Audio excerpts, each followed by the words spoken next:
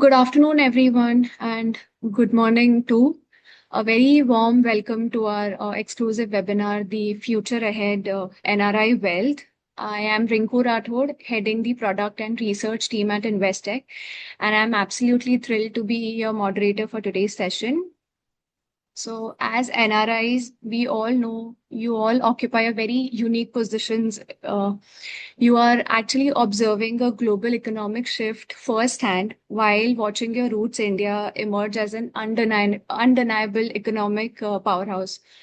Today, we are here to bridge that gap and show you how you can participate, profit from India's historic growth, and to help us navigate that landscape, we have a very, very special guest house joining today. We have Mohit Talwar, our CIO at Investec.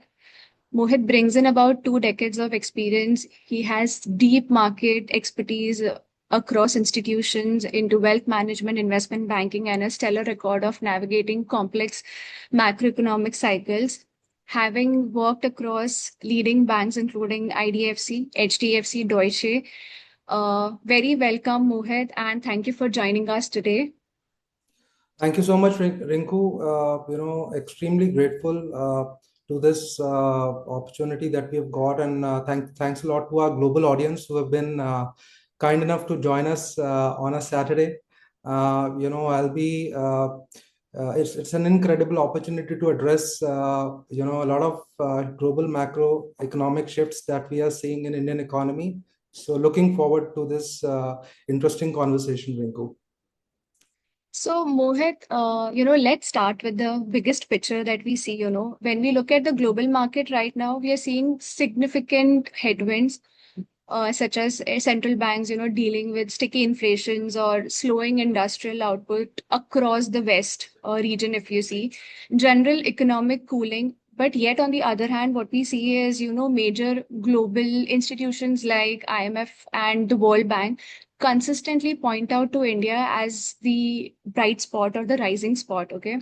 So, from your lens, what is fundamentally actually, powering this whole strategy? Why is India transforming into one of the world's compelling long-term wealth creations engine right now? And what is exactly driving this massive structural shift, if you see? So, Rinku, I'll break it down to a couple of things which are working in our favor as far as Indian economy is concerned. So, one of the biggest factors which Indian economy currently, of course, as we compare to our global economy peers, is demographics and consumption. So, there is an economy across the globe which is growing at about 7.8%. We've just recently seen our latest GDP growth numbers across last month. I think we've just closed our last year's numbers. And I think for an economy of our size, 140, 150 crore people and growing at about 7.8%, it is the demographics, it is the consumption which is working in our favor. And, the kind of profile that we have in terms of working population, it is significantly higher than any of the other developing economies currently today. So I think that is one of the major reasons why we will be looking at a very, very strong focus on consumption-led growth.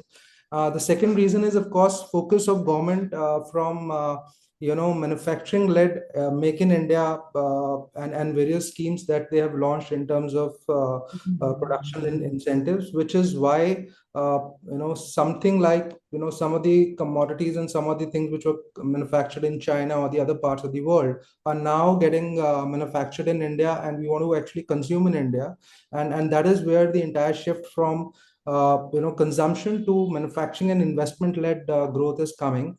Third, and the most important factor is the kind of macro picture that we are seeing in terms of our, whether it is towards our GDP growth, whether it is towards our earning growth of the companies, whether it is towards the interest rates. It is in our favor because at the end of the day, if you look at the overall interest rates in the economy, it is pretty much the same over the last couple of years, and we are looking at RBI has recently not tweaked much on the interest rates in spite of a Correct. sticky inflation. So I personally feel that as far as our country is concerned, the economy of our size is concerned, the inflationary numbers is pretty much in line with the kind of growth that we are looking at. So it is the growth, the inflation, the overall economic size, and the kind of earnings that we are visible earnings that we are looking forward to in our various companies or India Inc. that we are looking at, which is driving the Indian economy, and quite attractive valuations, I must say, because we are almost very very closer to lower point of the long term average. We have seen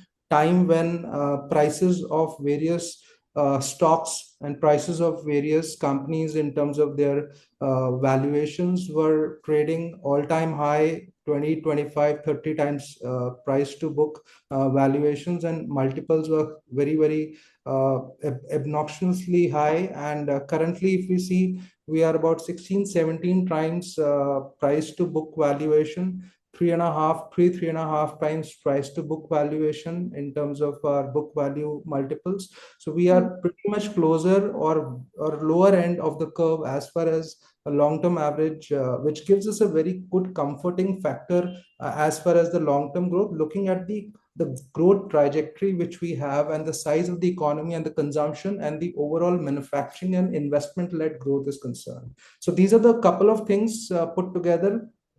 I'd say that giving us a very very strong footing, and at a sweet spot in a global framework, as we speak. Okay, okay. But also, while we see that the structural growth story of India is incredible, okay, and it's very powerful. But for an NRI, Mohit, if you see, who is looking at India from thousands of miles away, the sheer scale of landscape, can feel a lot more overwhelming, frankly, especially from a distance. Historically, what we have seen is, global Indians have participated passively, maybe through standard FDs or, buying a piece of real estate land back home in India. So, how do we shift that mindset, when it comes to NRI? How can NRIs actually move past being just a mere passive observer of this growth story and can actively participate in India's, modern wealth creation story through smartly or strategic investing? What is your thought on this? So I would say that traditionally NRs have been non-resident Indians have been investing into fixed deposits, and the kind of arbitrage that we get looking at the inflation and the interest rates is not that much. Looking at the devaluation in the currency and the currency risks that we see happening across various currency across the world, whether it is US dollar, uh, Great Britain pound, or all the other currencies. If we compare to Indian rupee, that devaluation is uh, on an average 2 to 3%.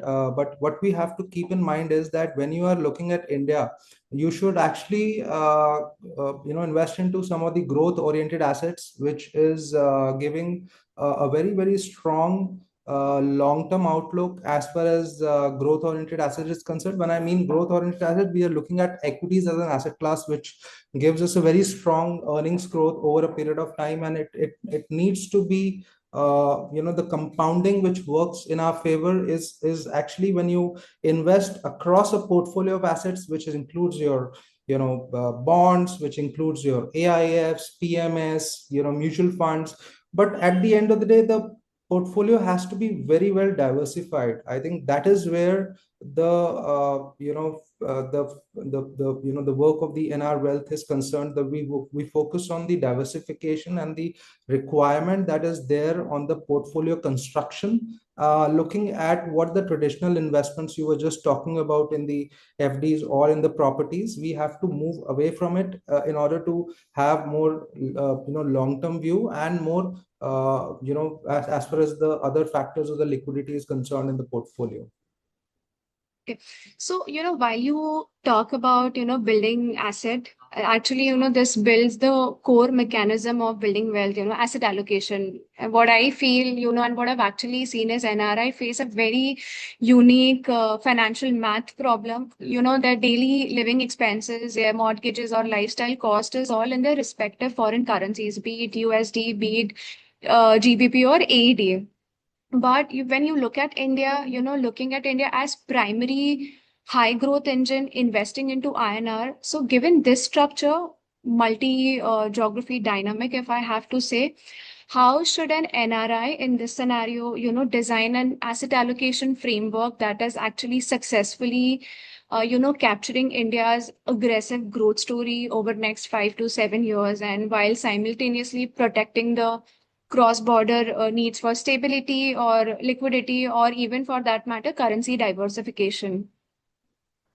So it's an excellent question, Rinku. I'd love to, break it into two parts. One is your short-term needs, which essentially are more liquidity driven, which is, so to say, an NR is coming to India and investing in India.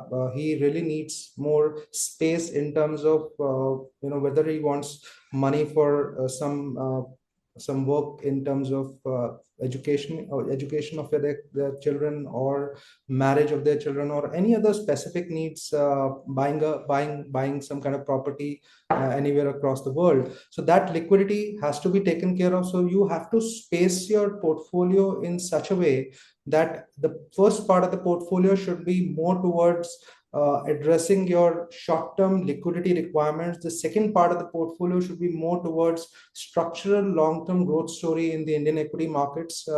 So I would say, as far as your the first part of the portfolio, which is addressing your liquidity requirement, should be a part of your fixed income instruments like fixed deposits, bonds. Now, just latest news that Government of India has absolutely removed the long-term capital gains in some of the Government of India bonds, and that is a very, very good focus point for some of the fixed income investors who are right now looking at investing into bonds. By the way, the yields in the bonds have already cooled off about 7 to 8 basis points after the news by RBI governor yesterday. So Correct. coming back to your point, the bond market, fixed income instruments, it's your short term play that you'll have to go bet, which is your bonds, which is your FDs, and which is your multi asset fund. The second part of the portfolio, which is more towards long term in nature, should be diversified across growth assets like private equity, listed equity, or mutual funds, or international funds. Put together your some of the AIFs and PMS, and some of the gift city options. I think we have recently started that, and it is a phenomenal option for NRs. So I think some of these mix of short term and long term goals that you need to address, we need to diversify the portfolio in terms of our asset allocation, and actually go about this uh, need of requiring of the funds for other purposes on the short term, and also have ample amount of growth oriented funds which will give you a compounded return of 12 to 15% in post currency depreciation. I think that is a very, very good amount of returns that we look on a long term average, as far as the as far as the portfolio level is concerned. I think that makes a lot of sense, Mohit, but now let's look at it, from the individual perspective. If we actually want to, deep dive into the asset allocations, or mainly risk profile, if I have to say, we all know in our industry, asset allocation, especially, is something it never fits, for all. It's one size fits for all formula, actually, Here, from the NRI perspective, they face a complex matrix, which I feel they are actually balancing, like I repeatedly said, balancing global income streams, having foreign tax bracket, be it in US, be it in Canada, or be it in UK, and having multi-country family obligations as well. So when building a strategy for India, how do you suggest investors to actually, map their risk profile against the moving, parts of investments? How do they actually ensure that, their Indian portfolio is perfectly synchronized with where they stand in career life cycle? Okay, whether they are aggressive, whether they are moderate, or whether they are, conservative in their risk profiles, and how do they actually build those kind of wealth, keeping the risk profiling into their mind? So, we will actually have to look at from a goal based requirement. So there are three, or maybe life stage based requirements. So there are three type of life stages when we look at anybody who is working, or any professional across the globe. He is working and he's an NR, right? Hmm. One is early stage, or maybe young professional who is from the age of, let's say, 25 to 40. Second is mid, age, or mid tier professionals, which is at the age from 40 to 55. And third is, of course, legacy planners, or I would say income accumulators, who really want to accumulate and distribute the income at the end of the stage, which is your post 55 to, let's say, 80, 70, 80 years of age. So young professionals, mid-sized professionals, and legacy planners, or income distributors. These three stages we have to divide as far as the NR professional is concerned. When I come to young professionals or young accumulators, they are at their early stage of their income. They have a lot of money to spare, and they actually can invest into long-term growth stories in India, and they can look at investing more into aggressive instruments like mid and small cap funds, flexi cap funds, multi cap funds, and actually gain advantage of alpha creation and compounding over a long term average. And that is something to do with also their spending, nature of their spending. They really do not need money to for example, some of their short term requirements, which a mid-sized professional would really need to plan the child education, or maybe marriage, or the other things. Which is why I would say that for a younger professional who is in the age bracket of, let's say, 40 to 55, 25 to 40, we are more into aggressive instruments. For a mid-sized professional, which is from an age of 40 to 55, we are more 55. balanced kind of approach. When I say balanced approach, it is 50% debt and 50% equity. For young professionals, probably 70% debt and, let's say, 30% equity. And for people who are at the age of their legacy planning or estate planning, they actually wanted to plan the kind of distribution of the money to the next generation. And there it should be more towards uh, depending upon their risk appetite, of course, because there are a lot of clients at that age who really are taking a lot of risk in terms of kind of how they wanted to invest into the Indian markets, or how they want to really invest into the equity markets. However, as a thumb rule, principally people who are age of 60, 70 plus, they look at distributing the income. So the kind of systematic withdrawal plans, the kind of fixed income instruments which AI reads and invits, would give them inroads to fixed income nature of process, which actually give them a lot of comfort once they look at that stage. So we have these three stages where the income can be we can invest, and we can actually look at our overall portfolio diversification across the asset classes. Okay. So while this is, I feel, more on the bucketing part, if I consider risk profiling, let's say if I come, I have a conservative risk profile, for an example, okay, and I actually want to outspace the global inflation, but I'm also, given my risk profile, I'm on a conservative side. I would be scared of the Indian market volatility as well.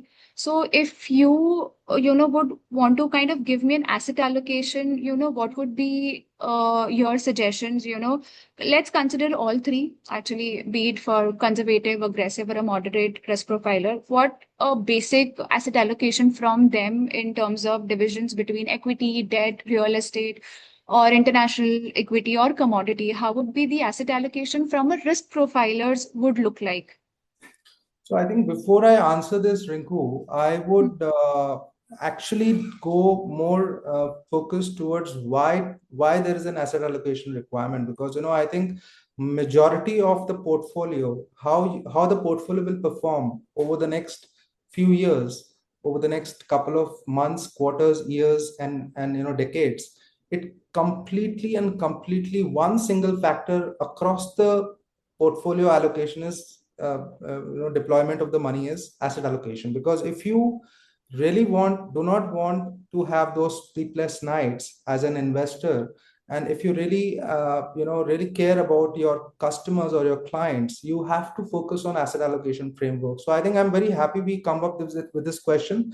And to tell you, at NRI Wealth, our focus is generating alpha for all segments of the clients, whether it is conservative, whether it is aggressive, and whether it is a moderate style of investors. So asset allocation has been the prime focus. So if you talk about a conservative investor, you would likely to put close to about 40-50% in fixed income instruments, which is from an asset allocation framework. Then we'll have some amount into commodities, let's say 15-20% into commodities, which includes precious metals and base metals. We will have some amount into let's say 5 or 7% into international equities, and another 15-20% into domestic equities. So put together about 40-45% into fixed income instruments, which includes your bonds, which includes your REITs and InvITs. Also, by the way, fixed income instruments, because they give you generally a fixed stream of revenue of about Stable. Yeah, fixed income streams. REITs, InvITs, bonds, uh, commodities. debt Hmm. funds put together about 30 to 40%, about 15-20% into commodity, about 5 to 7% into international equities and international funds, which will basically give you an international exposure, and close to about 15-20% into domestic equity. So I think they put together 100% will be spread across 4 to 5 different asset classes, which will give you a very good comforting close to about 10-12% odd returns of risk adjusted returns, which is why this is an ideal asset allocation we will recommend for a conservative investor. For a moderate investor, it can be close to 20-25% into fixed income instruments, close to 15-20% into commodities. We'll have more into more into domestic mutual funds or domestic equities, divided between mid, small, and large cap and flexi cap, which is about 30-35%. And we'll have 5 to 10% into international equities. So put together, within equities, we'll have about 45%, 15% into commodities, and about 30-35% into fixed income instruments. So that is for a balanced or a moderate Balanced. investor. So when we talk about aggressive investor, one should look at least 70% of the money, 70-75% of the money invested between Indian equities, out of which about 60% can be between large, mid, and small cap and flexi cap, which is the nature of the aggressive investor that takes a lot of risk. And then we also have something like gift city funds, which allows you to invest into US dollar, even invest in US dollar in United States, gives you a lot of inroads to a lot of those companies which are growing significantly at a higher growth rate at this point in time. And that is also gives you a lot of taxation benefits. We'll come to that later. But for an aggressive investor, 70% equity broadly and 30% debt. So that should be the overall profile of an aggressive investor. Commodity, we can have 5% commodity between equity and debt. So, Mohit, continuing the question the answer that you said, 70% equity, what I feel, a lot of investors, while we say 70% equity allocations for NRIs in terms of chasing returns, I've seen a huge deployment into either of the mid cap space or the small cap space. Okay. So structurally, if you have to, kind of give an idea that why even large cap flexi or the large and mid kind of categories are also important from the risk mitigation or optimizing the risk strategy? So I think if you see this question from a lens of a portfolio manager, right? A portfolio manager would really look at deploying, even for a person who wants to look at equity as an asset allocation into aggressive category. So I would say that liquidity is the prime most important thing, because your large caps are the most liquid instruments within the equity market. So I think 50% Correct. should be your large cap portfolio within equities, and 30% should be your mid cap, and 20% should be your small cap. So this is the division. If you take 50% large cap, 30% mid cap, and 20% small cap. Now the question is whether you wanted to do through a flexi cap fund or a multi cap fund or a large cap fund or a standalone mid or small cap fund is something which we can actually discuss and have that portfolio made for a specific client. But at the end of the day, if you are looking at a long-term growth in your portfolio and looking at compounded return of, let's say, 15 to 20% in US dollar terms, I mean, post inflation and post currency adjustment. So I think with this 50%, 30%, and 20% would give you a fantastic portfolio diversification, with ensuring that your portfolio is not skewed towards a single directional asset class within equities, whether it is a small or mid cap, I think that makes sense. That makes and sense. risk adjustment also. Correct, correct. So as we move ahead, I think there's a bigger elephant in the room that, we need to address is the currency depreciation. Okay. So while for us being a domestic Indian investor, we never have to worry about currency depreciation. But for an NRI, if you see, because they're earning and spending in their respective currencies, USD, GBP, again, a weaker rupee for them can actually, feel like their hard-earned money is eroded. Okay. So how real is the risk? And structurally, should an NRI allocate their assets to effectively, hedge against currency fluctuations? What is your view on this whole part?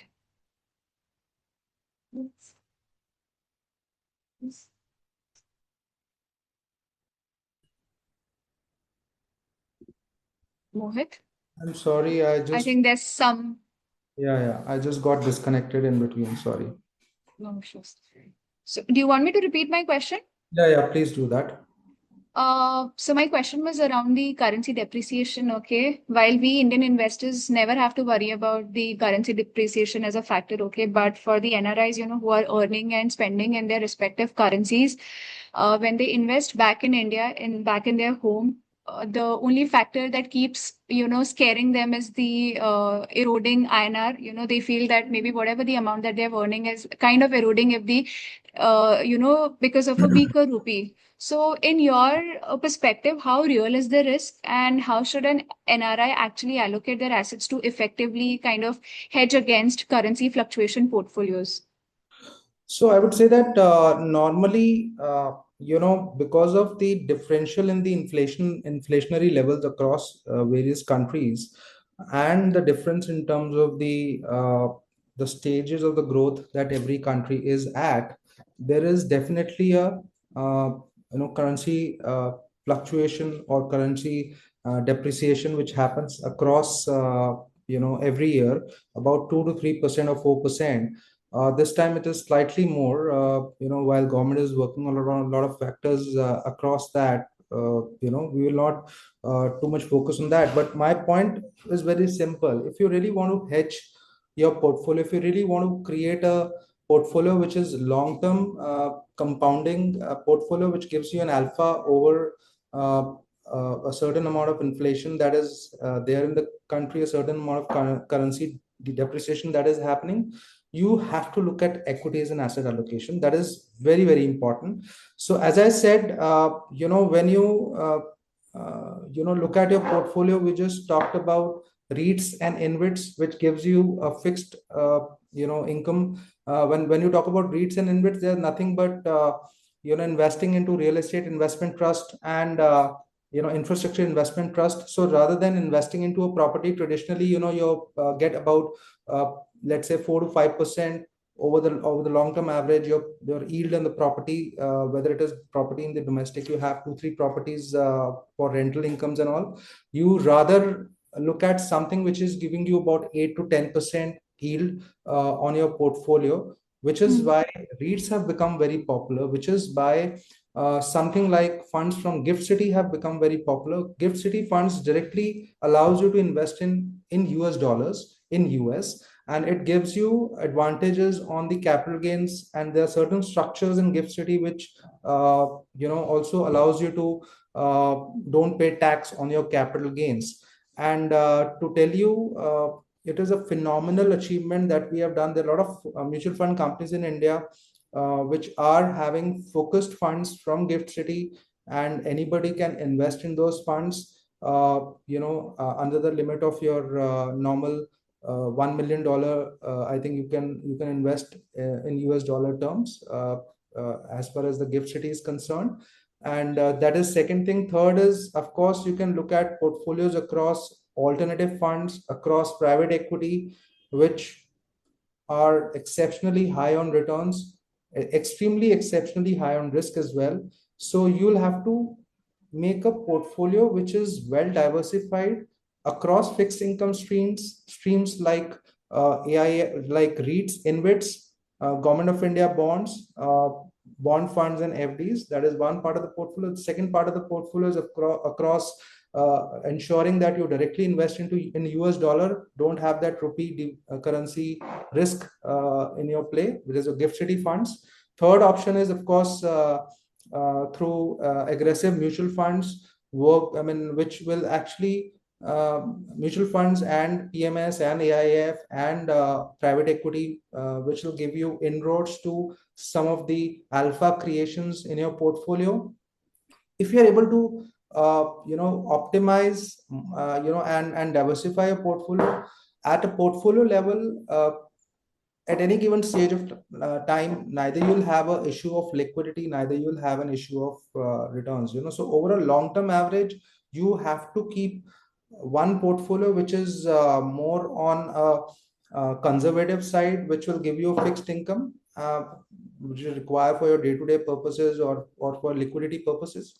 On the other side, you'll also have to keep some part of the portfolio which is long term, which gives you a compounding returns, and which actually creates alpha over a period of time. I've just named a few of them. Put together, this will ensure that you have hedged yourself across currency risk, across risks of inflation, and you reasonably are able to generate a reasonable amount of alpha from your portfolio. Okay. So, Mohit, you mentioned Gift City, okay. Now that we are very clear in our head that, the basic, idea of having maybe just the investments into FDs or real estate is not going to help, to kind of build generational wealth. So for any investors, who are looking for next generation opportunities, where is the actual innovation happening?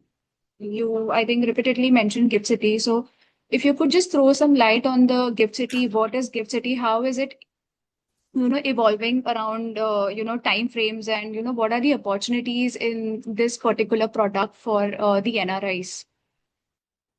So Gift City is, Rinku, I think I've missed you. No, I'm there. Yeah. So Gift City is nothing but it is a setup which has been created in Gujarat. So the full form is Gujarat International Tech City. Okay. So a lot of fund houses are having a lot of funds in the Gift City. It gives you options to invest directly in US dollars, and the funds which invest through Gift City, there are a lot of structures where there is no capital gain tax for the investors. These are the structures which allows you to invest directly in US in the companies which are across various spaces or various industries across US economy. And at the end of the day, if you really want to diversify, you can have a portfolio across AIF and PMS and REITs. As far as the Gift City is concerned, the funds are mostly US denominated. As far as the AIF and PMS is concerned, it is more Indian denominated. And the money which is invested in India, it can be repatriated fully across the globe through your NRE account. I think you'll have to pay the taxes in India. As far as Gift City is concerned, the taxes are absolutely, there is no taxes on the funds from Gift City, and it is an excellent vehicle which which gives you access to international funds, and a lot of mutual fund houses have funds, either mutual funds or AIFs through Gift City. So you have an Okay. AIF route, you have a mutual fund route, but you have to send US dollars abroad, and you have to So set is it up. there a PMS route as well via Gift City, or it's There is just the the mutual PMS. funds or AI? There is the PMS AIF mutual funds. All the three routes are available, but in all these three routes, you have to send money abroad, Okay. and Okay. there are certain limits, minimum limits that you have to, set up the fund at. Uh, if I'm not mistaken, it is about 1.5 crores. There are certain limits through Gift City that you can invest through, and that Okay. limit is pretty high. Uh, Case to case basis, we can address the limits, but at the end of the day, give you investment opportunities across US. Certain structures are tax free or capital gain. There is no capital gain, and Hmm. all the funds, Indian mutual funds, Indian investment houses are investing in Gift City through Gift City structure. Hmm. It is a fantastic structure that has been created for non-resident Indians to invest into US dollar directly. So also could you, just break down the fundamental differences between the basics, NRE and NRO accounts, and what does or how does the current repatriation rule book looks like for an NRI investing back in India? So funds which are you are earning in India, the money which, whether through property or through any other income that you're earning in India, you put in your NRO account, that is non-resident ordinary account. Okay. Money which is earned, which you are bringing from abroad directly comes to your NRE, non-resident external account. NRE account is fully repatriable. You can move the money across what is there in NRE back to your home country. In the abroad. As far as NRO is concerned, whatever income that you have generated in India through property, through rental income, through funds, you have to pay the tax, TDS and taxes. You have to give a CACB certificate by a chartered accountant that you have paid all the taxes, and then the money moved to NRE account. Once the money moved from NRO to NRE account, that is when you can move that money abroad, and that is the entire process of NRE and NRO account. But broadly, both these accounts, there are different usage, different requirements. So if somebody is investing in India, the money will stay in India, the money will be used in India. I think you should use your NRO account. Sorry, if the money will go abroad, it'll move abroad, and you're investing just to take advantage of Indian growth story, and you'll not use that money in India. You better invest through NRE account. Okay. NRE account is fully repatriable, so that there is no local taxes or you have to pay. It is the money which is earned or money which is deployed or through NRE account is fully repatriable. Okay, okay. And one more, point to add, or maybe to, just ask from this is some clarity on the TDS and taxations. Okay. So if you could just throw some light, so we know for UAE, taxation is not an issue, but now that we have audience from both UK and, Middle East, especially from the UK perspective, how they can leverage the double taxation avoidance agreement, or the benefits of that so that they aren't taxed twice. And also, what are the taxations on the Indian equity mutual funds or debt mutual funds, be it from the LTCG or STCG? If you could just throw some light on that. So as far as short-term capital gains on mutual funds and concern on Indian equities, Indian mutual funds, the short-term capital gain tax is anything which you are earning less than 1 year. The short-term capital gain is levied. The short-term capital gain is 20% on your earnings. That TDS is deducted, that tax is deducted, and the money gets credited into the account. The long-term capital gain tax is more than 1 year. Anything which you are in the mutual funds or in equities you are investing for more than 1 year, it comes under long-term capital gain tax. So long-term capital gain tax is 12.5%. So when you and when you're selling anything after 1 year, whether it is in 2 years, 3 years, 4 years, 5 years, the long-term capital gains tax remains 12.5%, and that TDS gets deducted and the money gets credited into your account. Now comes to double taxation avoidance treaty, which is nothing but India has signed up DDTA with over 85 countries, right? Okay. So what you can actually do is, as a client, as an investor, you can, once we send you the TDS statements, once we send you the capital gain statements, and once the money is sent either in your NRE or NRO account, if it is sent in your NRO account, you will pay the tax and you will pay the, get your CSEB certificate, move the money in NRE, and move Mm. that money abroad from NRE account, fully repatriable from NRE. You go back to your country across UAE or Dubai or US or UK. You will of course in UAE it is tax free. In let's say for example UK, you have to basically uh, get the certificate, and that certificate can be shown that you have paid the taxes in India.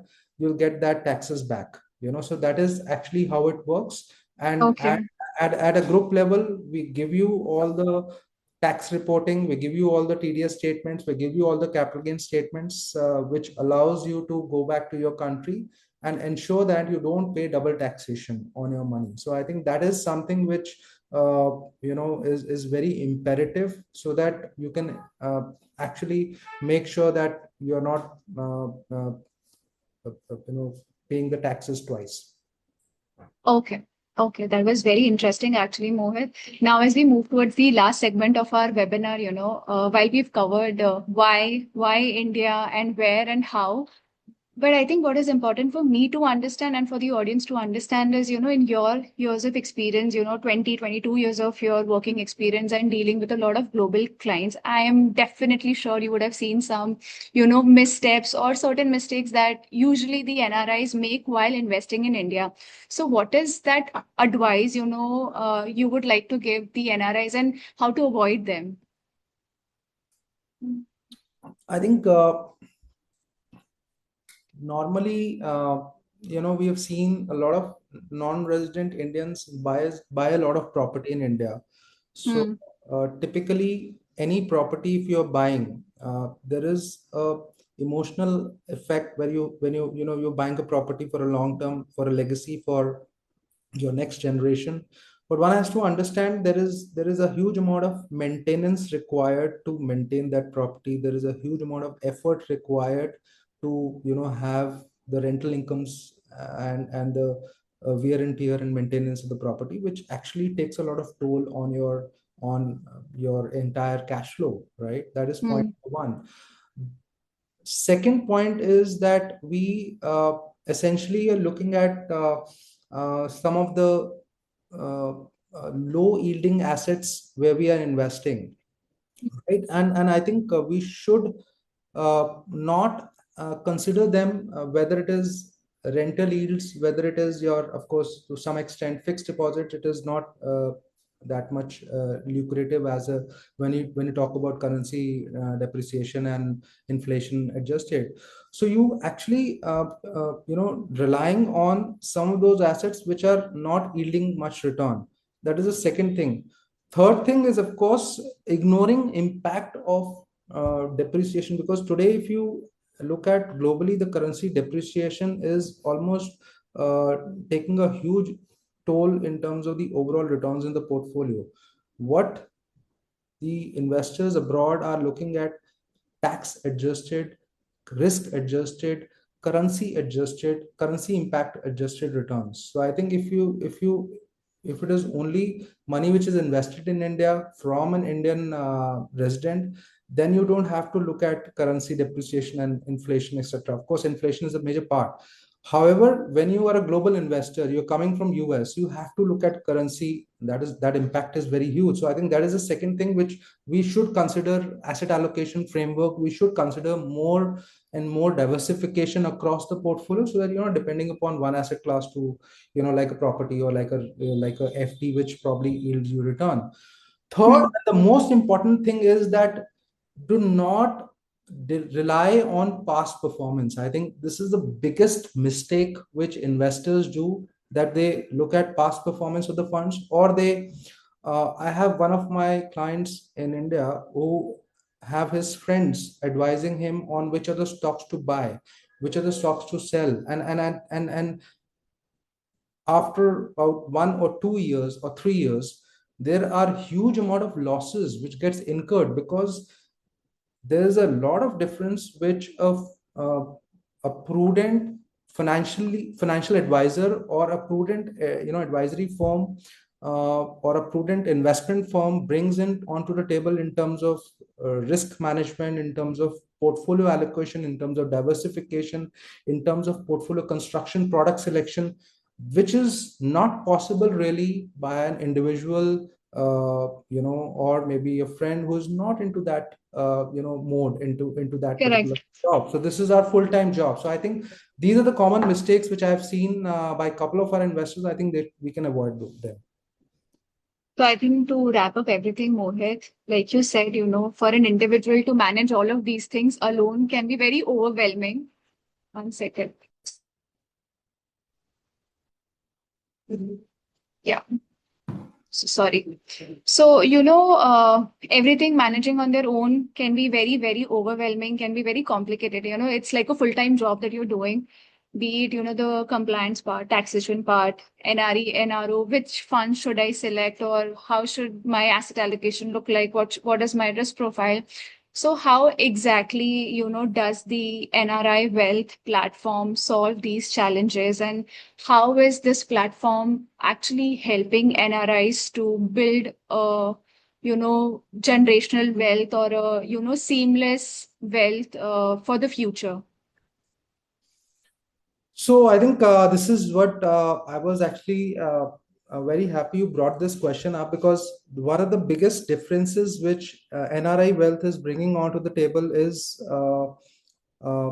three things which we are doing very differently. One is, of course, creating an ideal asset allocation framework for our clients, which is not one fit all approach. It is individual to a person, depending upon his age, stage, lifestyle, risk profile, which country of resident he is, and what is the kind of liquidity requirement he has. That is a kind of deep dive we do into the risk profiles and into the asset allocation for the client. So asset allocation is paramount. The second thing is the taxation that you have to pay, the amount of taxation, entire tax reporting, entire TDS reporting is actually done through our platform. And the moment we have a client, there is the third thing, of course, is and it's actually the most important thing, is seamless onboarding of a NR client. So we have a digital onboarding journey for an NR client, which allows him paperless onboarding within minutes, to kind of share the uh, FEMA and compliance regulated, tax regulated, all the framework, and actually start investing within few minutes of sharing the details and paperwork and getting onboarded to our platform. So unified payment or unified platform that we have created for NRI wealth clients, which is more to do with their requirements, which is more to do with their needs and their goals and their risk profiles, and the kind of tax reporting and the kind of simplification that we have done in our platform.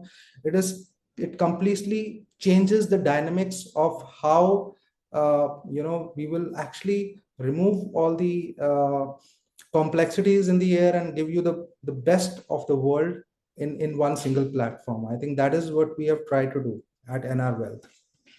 Okay. Oh, thank you so much, Mohit. I think now we have like last 10 minutes. We can open the Q&A chat box for our audience.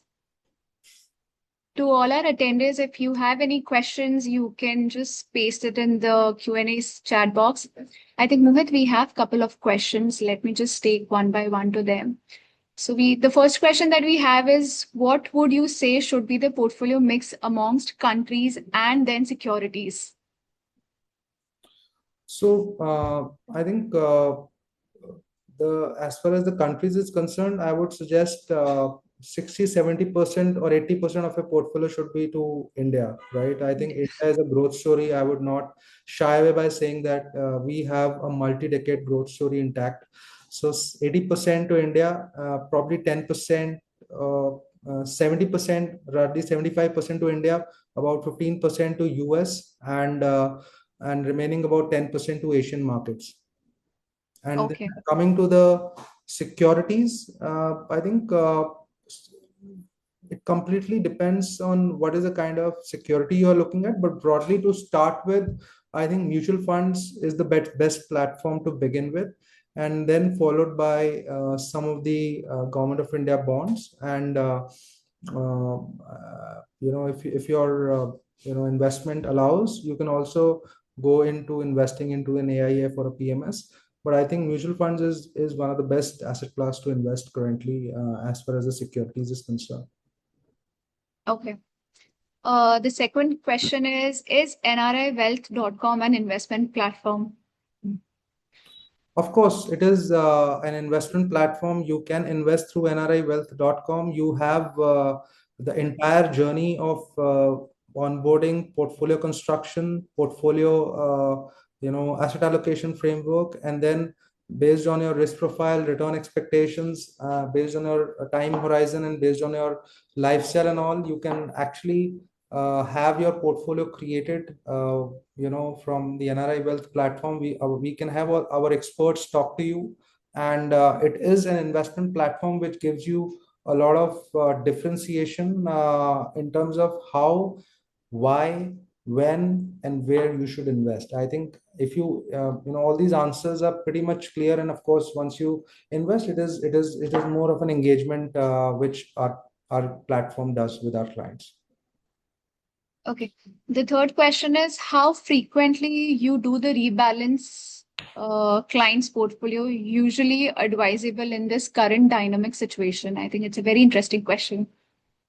So, see, as I said, I'll just take one example. There is a very aggressive client who has 50% into large cap. I mean, I was just spoken about large, mid, and small cap diversification across the portfolio. So, for an aggressive client, if you have a large cap allocation of, let's say, 80% of your portfolio, that 80% is divided into 50% large cap, 30% mid cap, and 20% small cap. So if the small cap have moved ahead in terms of the allocation or in terms of the returns on the prices on the funds, and small and mid cap have moved more than the large cap. So you have a portfolio which gets skewed and not aligned to your 50 30 40 rule, which is your large cap, mid cap, and small cap. So what you should actually do is, once in a year, we do the rebalancing if required, if the portfolio is not aligned to our ideal equity asset allocation framework.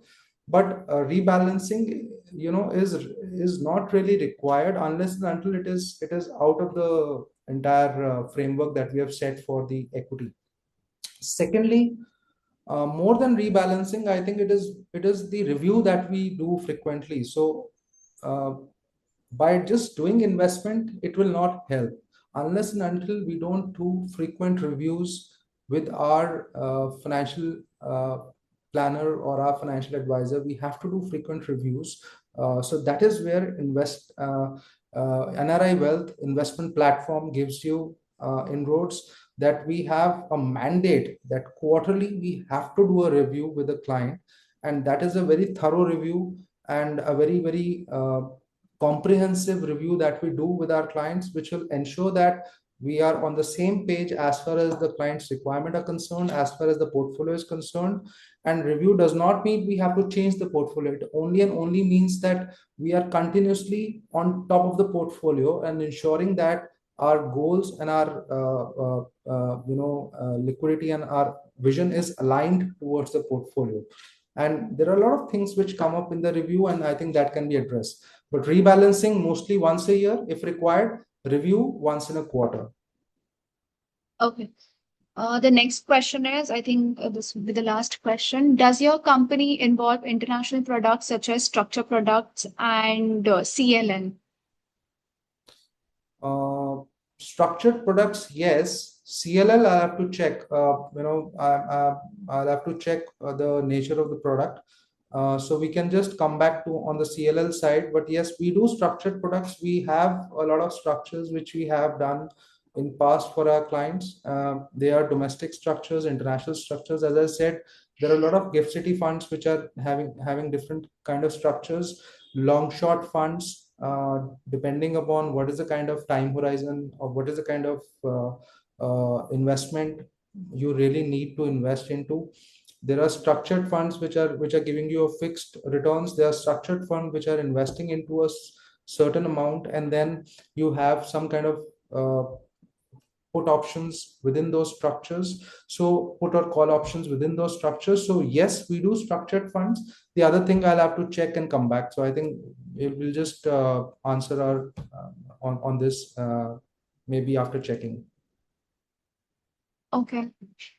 I think there are no further questions, Mohit.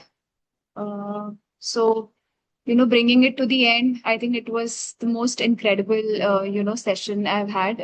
Thank you actually for simplifying a lot of factors, which actually feels like, very complex.